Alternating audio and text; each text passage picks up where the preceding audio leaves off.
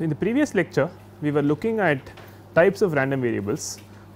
So, this types of the random variables are classified based on the nature of the measure, nature of the probability law that they induce on the real line, right. So, we said this is a there is a non-trivial theorem in measure theory that says that any probability measure on R can be decomposed into 3 components: a discrete component, a continuous component and a singular component, right. Although we did not really define what these are, right. We only looked at discrete measures, discrete random variables on R. We said that a random variable is discrete if it takes values in a countable set with probability 1, right. And we also said that for a discrete random variable you can just specify the probability law by completely by specifying the probability mass function, right, which just gives you the probability that x is equal to E I for the countable set E, right. So, those are the discrete random variables are the most I mean they are the simplest kind of the random variables, and then we have continuous random variables which are little more subtle, and then singular random variables which are completely bizarre, right. So, continuous random variables. So, what do you understand by a continuous random variable? Can someone tell me? In your current understanding, what is a continuous random variable? It is given to every continuous interval, its continuous domain. So, a random variable that takes values in a continuous range that is not quite a random continuous random variable. Okay. It actually has a very specific definition. So, any other response before I tell you what it is?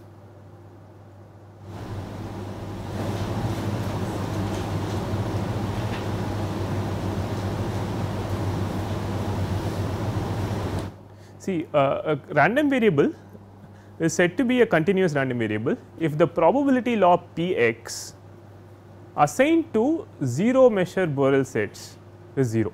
Okay. So, all if you take all all Borel sets of Lebesgue measure 0 on the real line, if the P x assigned to all such 0 Lebesgue measure sets is 0, then that random variable is said to be a continuous random variable. Okay, that is the correct definition. So, I will state some definitions, a couple of definitions. So,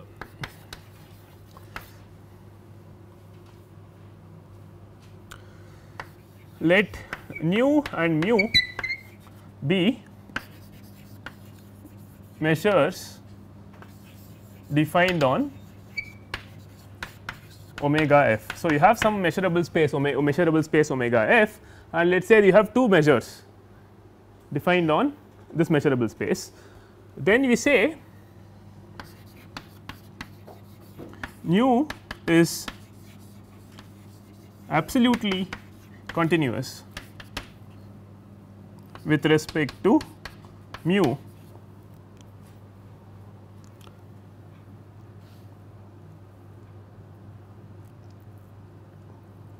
if for every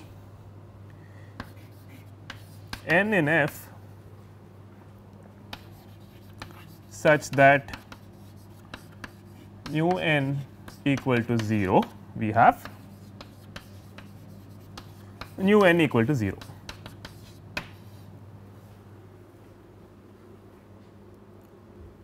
Okay, so, this is the definition of absolute continuity of one measure with respect to another. Okay. So, what do we we are not at all talking about probabilities here, I will come to it in a minute. So, you have a measurable space and you have 2 measures nu and mu on it. Okay. So, omega f nu is a measure space, omega f mu some other measure space on the same sigma algebra, and we say that nu is absolutely continuous with respect to mu if for every mu null set, right, for every set which has mu measure 0, the nu measure is also 0. The other way around need not hold, right. So, we are saying that nu is absolutely continuous with respect to mu, but not the other way around necessarily, right. It may not be that for every nu measure 0 set you have mu measure 0, that is not necessary. Okay. This is the notion of absolute continuity of measures. Okay. So, now I am going to define a continuous random variable.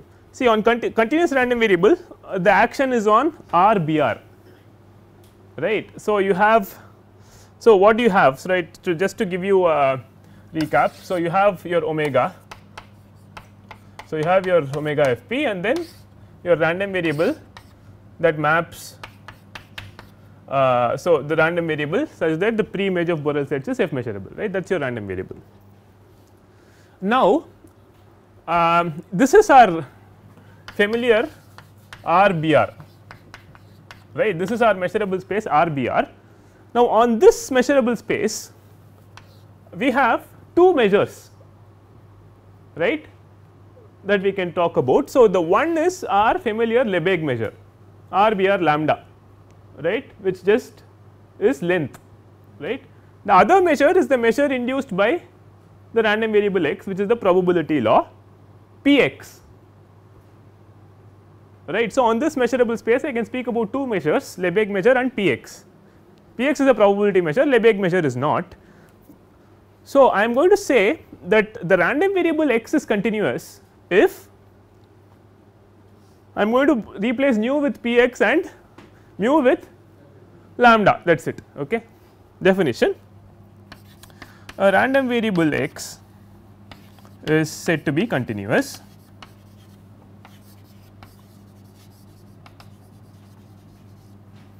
if p x is absolutely continuous with respect to the Lebesgue measure lambda. In other words,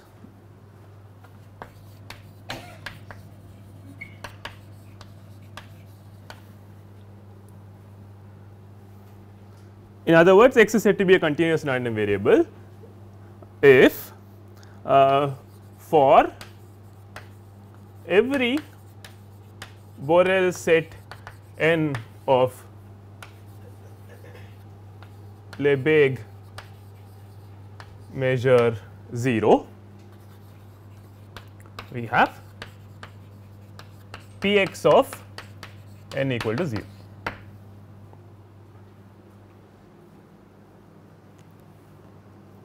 Okay.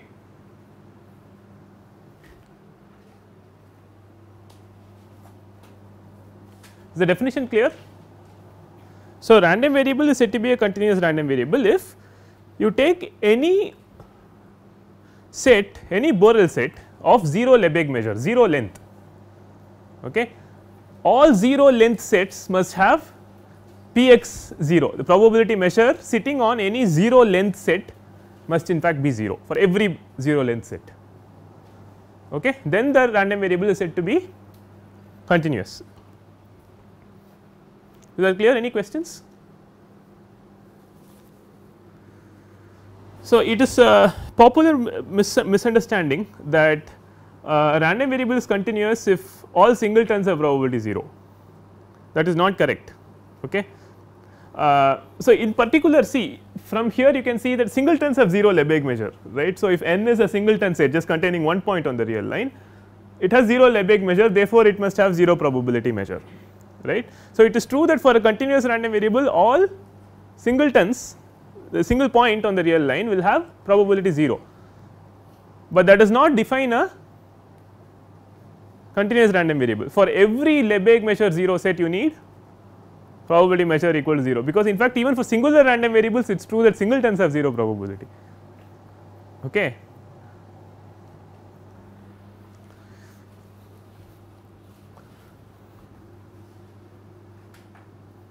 Is this clear? Okay, good. Now,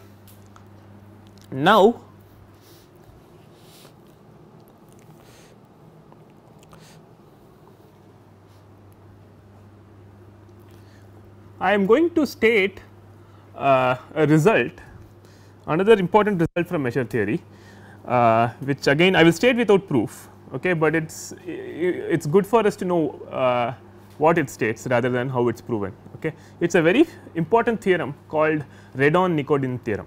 Okay. I will state that.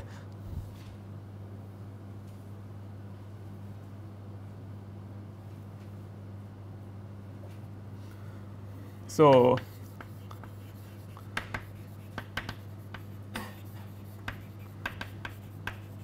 Redon-Nikodym theorem, this is a special case. Okay. Actually, Redon-Nikodym theorem holds for arbitrary measure spaces with sigma finite measures nu and mu. I am going to state it only for probability measures. Okay. Let p x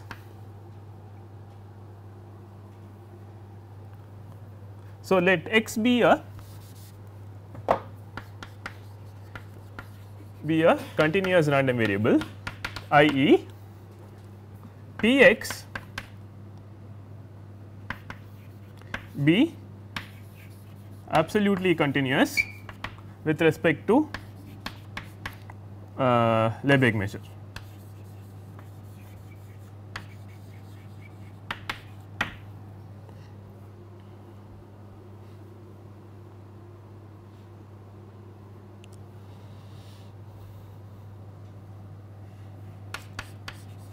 Then there exists a non-negative measurable function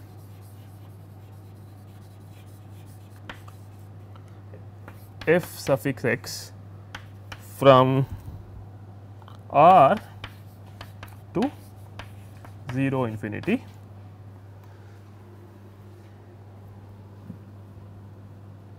such that for any Borel set B, we have p x of B is equal to integral over B f x d lambda.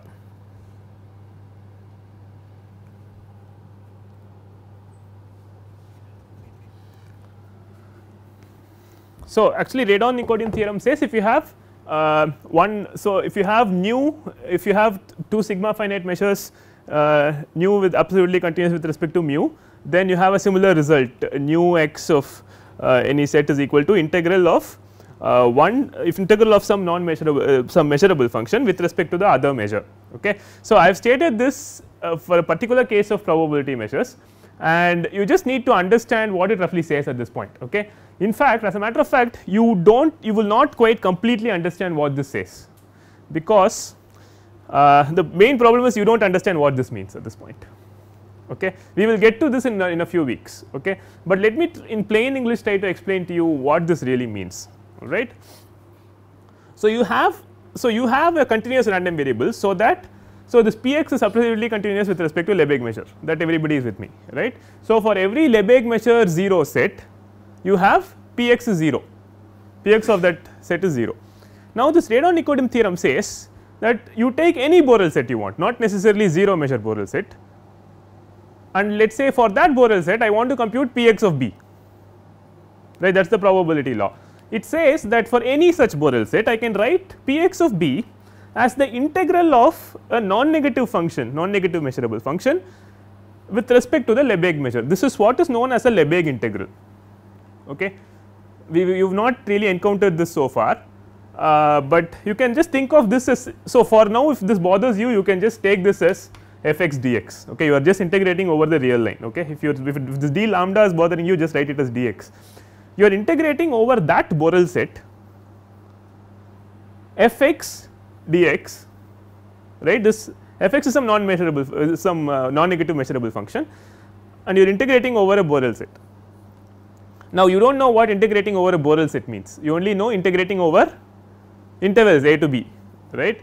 So, if you further want to simplify, you can think of this Borel set as being a interval for now. Okay, let us say it is an interval a to b.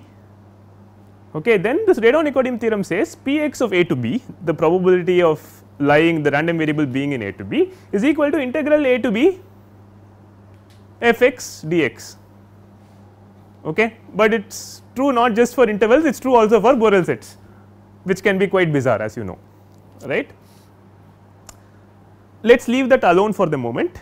I mean, I think that in order to understand, we will get back to this. Okay, you will precisely understand what this integral means in a few weeks. At that point I will point out what all this is going on. For now I will only say the following: this is true for every Borel set, right. So, it should be true for the generating class, right. So, what is the generating class? Semi infinite intervals, right, or open intervals, it does not matter. Let us take semi infinite intervals. In particular,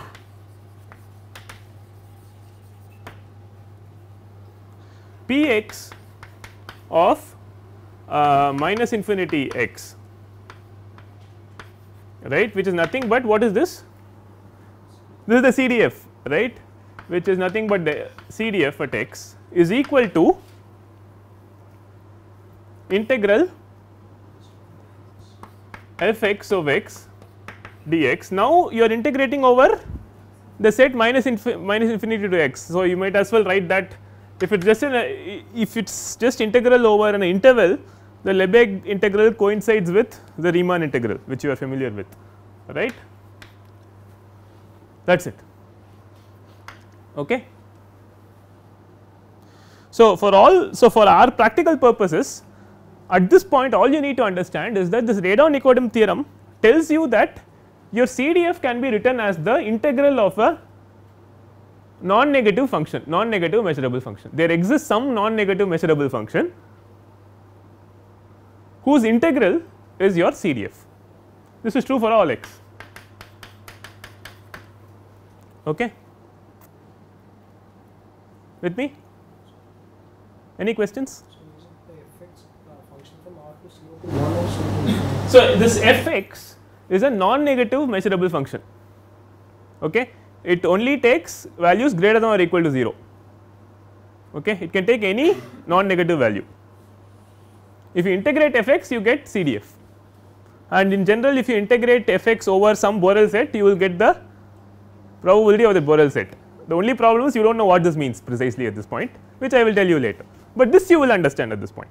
This is just a Riemann integral, right. Everybody understands this, right. I have a non-negative function, I am integrating over an interval, right, or semi infinite interval. It is infinite, then it can be greater than 1. Yes. So, this f x, this see this guy CDF is a function that goes from 0 to 1, right. It is a probability after all, right. So, this guy has to be between 0 and 1, but this little f x can be any non-negative measurable function. Okay. All this the theorem is saying is that the CDF can be written as the integral of a non-negative measurable function. Okay. And this little f x has a name. Okay. This guy is called probability density function. This is called PDF.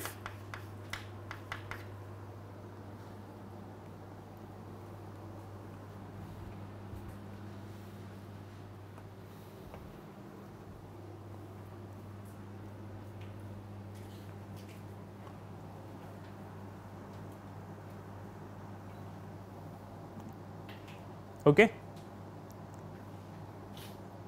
Are there any questions at this point? So, I have defined the continuous random variable as a random variable which has 0 probability measure for all Lebesgue measure 0 sets, right, and then I invoke this theorem from measure theory which says that my CDF or probability law can be written as the integral of a non-negative function, and that non-negative function is called the probability density function of the random variable x. Okay. Now, in slightly more elementary treatments, often you find that continuous random variables are defined by this. So, there are books that say that x is a continuous random variable if its CDF can be written as integral minus infinity to x, f x of x for some non negative function little f x of x. Actually that is also a correct definition, okay. They are both equivalent definitions. In fact, Grimet-Sturzaker uses this as the definition of a continuous random variable.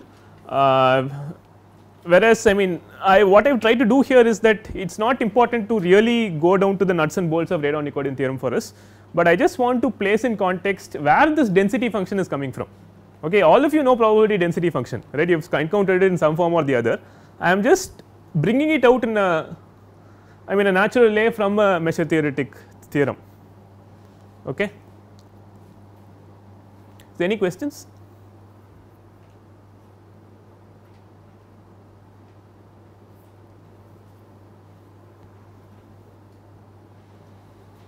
Now, this probability density function is not, see it is not uniquely defined. See if you are given some CDF of a continuous random variable, it is only unique up to a set of measure Lebesgue measure 0, right. For example, if you take a PDF, you can change its value in a few points, let us say finite number of points or a countable number of points, and the value of the integral will not change, right. If I change the redefine a function at one point, the integral does not change, that you know, right. In fact, even if you change it at even if you change the functional value of this density function on a 0 measure set, the integral will not change. Okay. So, this PDF is not really a unique, there is not a unique PDF, but it is unique up to sets of measure Lebesgue measure 0. Okay. So, we will refer to the PDF, but there is really a whole equivalence class of PDFs, right. There is you can change the functional values at finite number of points or countable number of points or 0 measure set of points, and the integral will still be the same. Okay.